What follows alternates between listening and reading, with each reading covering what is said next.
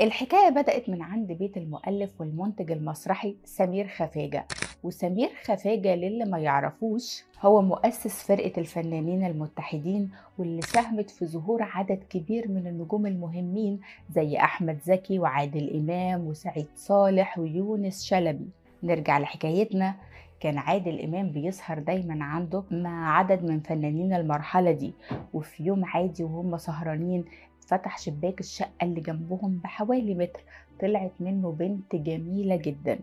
كل الموجودين حاولوا يعكسوها ويلفتوا انتباهها إلا واحد بس، الزعيم. هالة لاحظت إنه الوحيد اللي معكسهاش، وده لفت انتباهها وسعت إنها تتعرف عليه.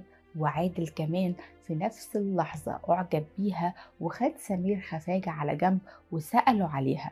عرف منه إنها بنت من عيلة أرستقراطية وعايشة في الشقة اللي جنبه مع جدتها.